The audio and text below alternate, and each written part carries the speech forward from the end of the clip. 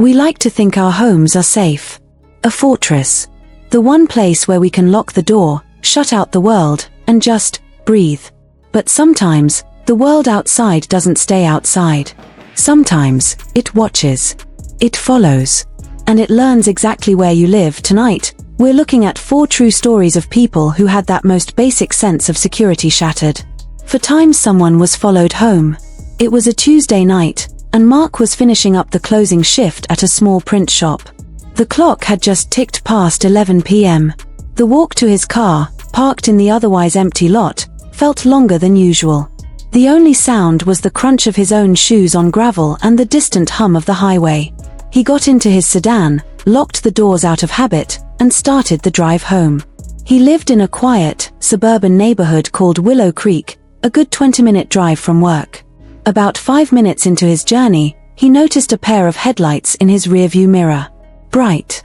Unwavering. He didn't think much of it at first. It was a main road. But when he turned onto the quieter, winding Willow Road, the headlights turned with him.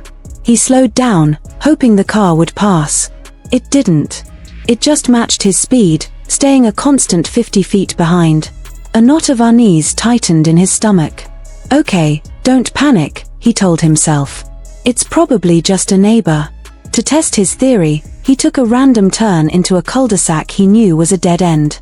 His heart sank as the headlights followed him in, the bright beams flooding his car's interior. He drove in a loop around the circle, and the van, he could see it was a white, windowless panel van now, did the same. It was official. He was being followed. Just get home. Get home and call the police. His house was only a few blocks away. He decided on a desperate plan. He wouldn't pull into his driveway. He'd drive past his house, speed up, and hopefully lose the van long enough to call 911 from a safe distance. He pressed the accelerator, his hands slick with sweat on the steering wheel. The van kept pace, its engine roaring behind him. He flew past his dark house, his heart hammering against his ribs. At the next intersection, he took a sharp, screeching right turn, then an immediate left. He checked his mirror. Nothing. The street was dark and empty. He'd lost them. Relief, warm and dizzying, washed over him. He pulled over to the curb a few streets over, fumbling for his phone. His hands were shaking so badly he could barely unlock the screen. He dialed 911 and explained the situation to the dispatcher, his voice trembling.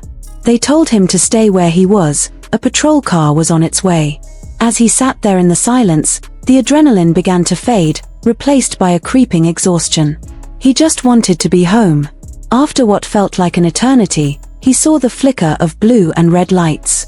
A police cruiser pulled up behind him. An officer, a woman with a calm, professional demeanor, approached his window. He explained everything again, the van, the following, the chase. She listened intently, then asked for his address to include in the report. And you're sure they didn't see where you live? Positive. I drove right past my house.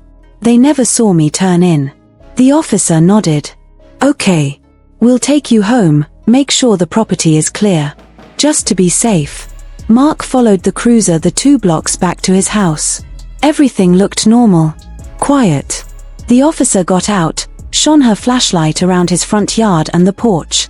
Nothing seemed out of place. Mark, feeling a little foolish but still relieved, thanked her and walked up to his front door, keys in hand. It was then that he saw it. Taped to the center of his door, fluttering slightly in the night breeze, was a single, crisp, black and white flyer. It was for a local pizza place. He hadn't ordered pizza. He never got flyers like this. With a sinking feeling, he peeled it off. Scrawled in thick, red marker across the coupon were 4 words. For Sarah, a college student, winter break meant coming back to her quiet hometown and picking up shifts at the local 24-hour diner. The money was good, but the late shift, ending at 4 a.m., was always the worst. This particular night, a heavy snow had fallen, blanketing the town in an eerie, silent white. Her tiny apartment was only a 10-minute walk from the diner, a path she'd taken 100 times. But at 4:15 in the morning, with the streetlights casting long, distorted shadows on the fresh snow, it felt like a different world.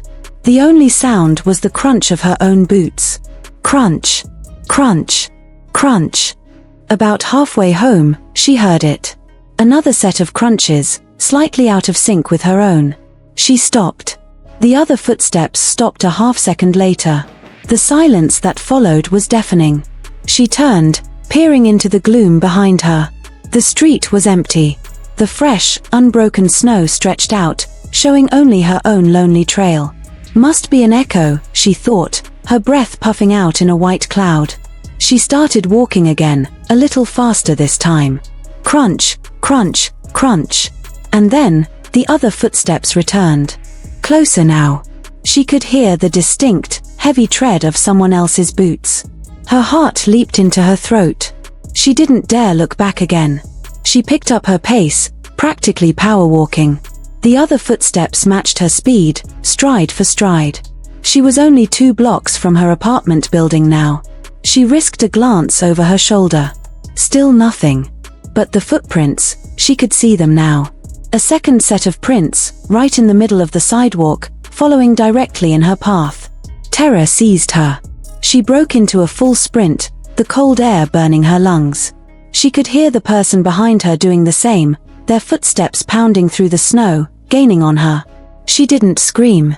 She couldn't. All her energy was focused on getting to her door. She fumbled with her keys as she reached her apartment building's entrance, her hands numb with cold and fear. She shoved the key into the lock, threw the door open, and slammed it shut behind her, leaning against it, gasping for air. She listened, her ear pressed against the cold wood. Silence. Whoever it was hadn't tried the door. They were just gone. Cautiously, she peered through the peephole. The porch was empty. She let out a shaky breath, the tension slowly draining from her body. She must have lost them. She trudged up the 2 flights of stairs to her apartment, her legs feeling like jelly. She unlocked her door, stepped inside, and finally allowed herself to feel safe. She walked to her living room window, which overlooked the street, to draw the curtains. And that's when she saw it. Down below, in the pristine snow of her front lawn, were 2 sets of footprints. One set, hers, leading from the sidewalk to the building's entrance.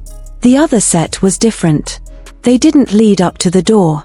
They simply started right beneath her window.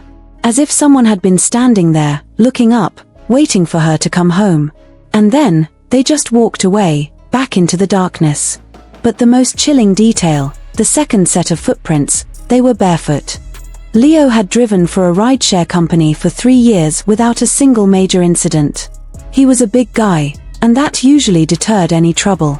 But this night would be different. His last pickup was outside a rowdy downtown bar.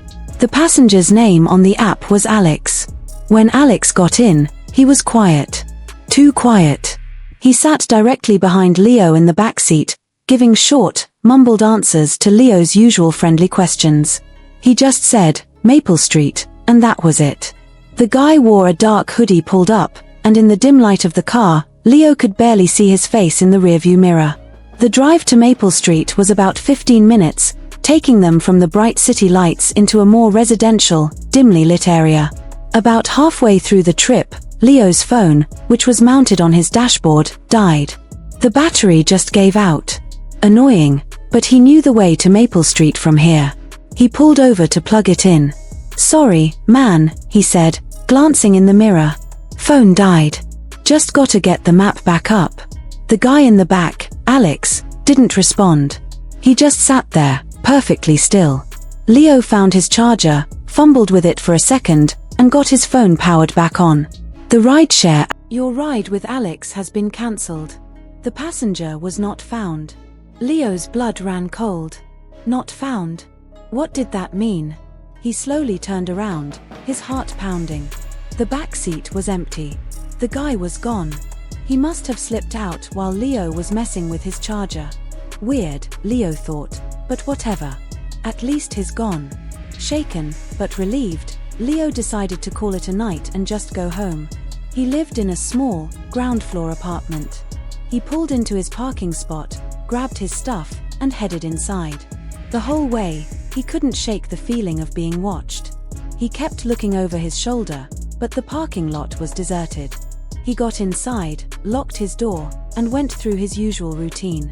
It wasn't until he went to the kitchen to get a glass of water that he saw it. On his small kitchen table, which had been empty when he left, sat a single, crumpled $20 bill. And next to it, a small, laminated card. He picked it up with trembling fingers. It was a driver's license. The photo was of the man from the back seat, Alex. He was smiling a bland, photo-friendly smile. Leo stared at it, confused and terrified. How did this get here? He never let the guy out of his sight, except for those few seconds when his phone died. When the car was stopped, a new, more horrifying thought entered his mind. On his small kitchen table, which had been empty when he left, sat a single, crumpled $20 bill. And next to it, a small, laminated card. He picked it up with trembling fingers. It was a driver's license. The photo was of the man from the back seat, Alex. He was smiling a bland, photo-friendly smile. Leo stared at it, confused and terrified. How did this get here? He never let the guy out of his sight, except for those few seconds when his phone died. When the car was stopped, a new, more horrifying thought entered his mind. He ran back outside to his car, his flashlight app illuminating the interior. He yanked open the back door. There, on the floor mat behind the driver's seat, was a small, muddy footprint. And tucked into the crevice of the seat was a used metro ticket. For a route that ended just 1 block from Leo's own apartment. He hadn't dropped the passenger off. The passenger had gotten out at Leo's house.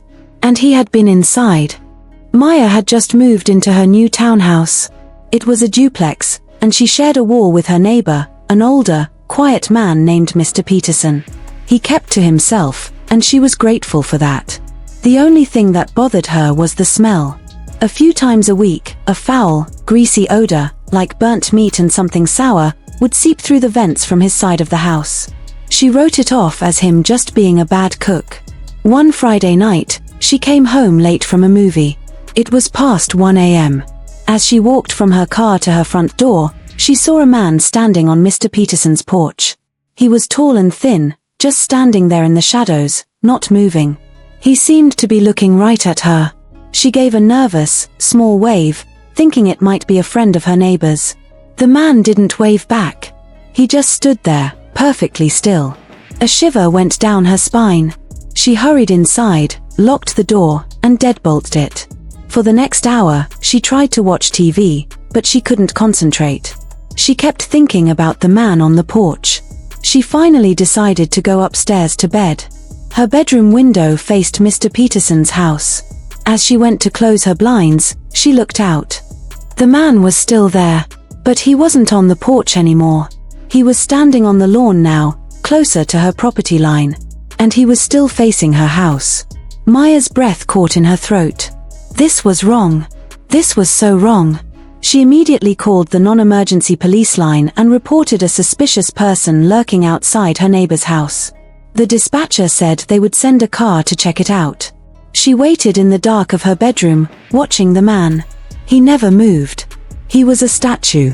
About 10 minutes later, a police cruiser rolled slowly down the street.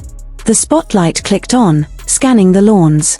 The beam of light passed over the spot where the man had been standing. He was gone. The police car idled for a moment, then drove off. Maya felt a wave of relief. They must have scared him away. She finally climbed into bed, but sleep wouldn't come. Every little noise made her jump. Then, she heard it. A faint, rhythmic sound. Tap, tap, tap. It was coming from the wall she shared with Mr. Peterson.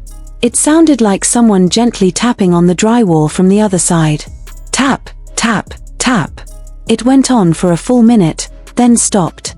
Silence. Then, it started again. This time, it was faster. More frantic. Tap, tap, tap, tap. Maya was frozen in fear. Was it Mr. Peterson? Was he in trouble? Or was it something else?